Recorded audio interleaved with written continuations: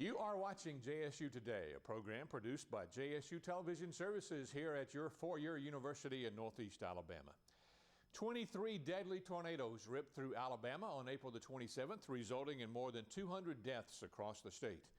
Jacksonville State University didn't suffer any direct damage, but several JSU employees' property was damaged or destroyed. Every surrounding county suffered major damage, and Calhoun County was especially hard hit by the EF4 twister. JSU Communication Major Brittany Greer, along with a crew of comm students, went out to report the damage. Without a doubt, one of the hardest hit areas in our state was Tuscaloosa.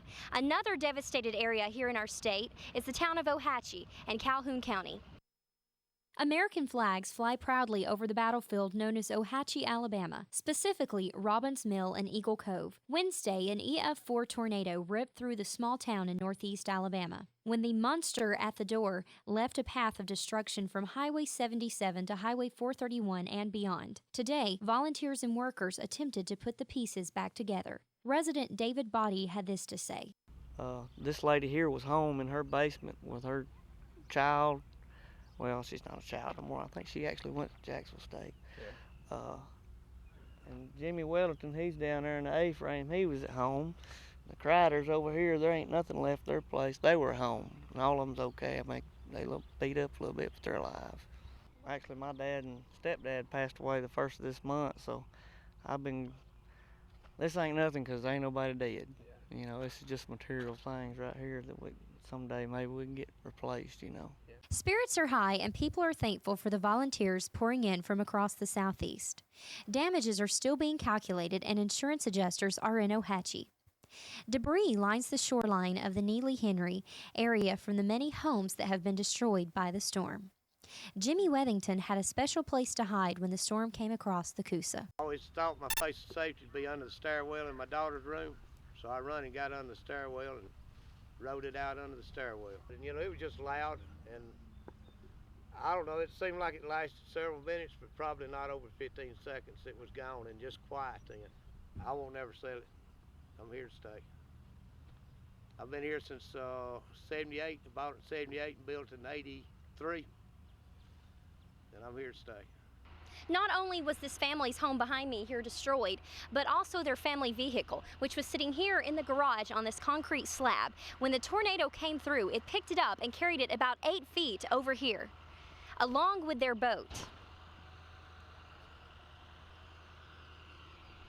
The entire state of Alabama is still reeling from the storms that passed through on Wednesday. Ohatchee's neighbors across the river, Shoal Creek, also felt the power of the storm. Dr. Scott Hassel, the Chief of Corrections of Etowah County, has his team on site for cleanup and debris removal. About 10 years ago, we formed what's called the Substance Abuse Prevention Program, the only one of its kind in the state of Alabama.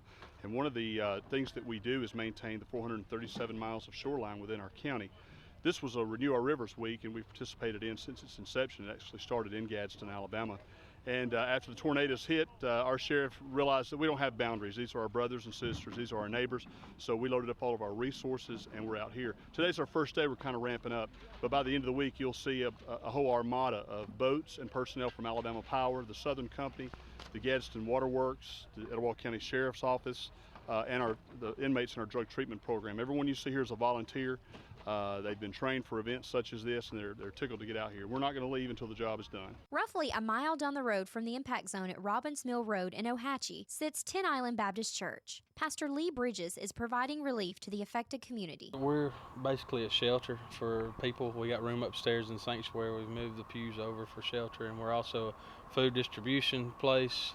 We have clothes available, toiletries, all kinds of stuff available for the victims and the workers. Red Cross site manager Jerry Leake was also on site and had the following to say. We are the only shelter open in Calhoun County. Right now, the biggest need is not for people to be bringing in water and supplies and things like this. Monetary contributions is what we need. Volunteers such as Brian Ayers have been hard at work sorting through all the donated supplies. I actually live in Jacksonville, and so I've just heard about all the areas around here that we're affected and want to try to help out. Ohatchee Chief of Police Wayne Chandler took a break from his busy schedule to speak to us about the recent events. We're at a point now where we're doing major cleanup efforts. We've got big trees down. We've got big root systems. Those root systems have to be gotten up and carried to the landfill. Well, it's going to take a long time to recover here. We've got a lot of houses that are gone. People lost everything they have, and we've got areas along the waterway that are just devastated. In fact, if you look at it, it looks like a bomb has been set off in those areas, and it's going to be a long, hard recovery road. Employees from the Longhorn Steakhouse in Oxford were out on their day off providing nourishment for those who needed it. Well, today we come to feed the volunteers. We're doing our part to help out Ohatchee because we haven't heard a lot about Ohatchee's disaster. The outpour of contributions to the Ohatchee community has been great and has shown that people will do whatever they can to help a neighbor in need. Reporting from Ohatchee, Brittany Greer.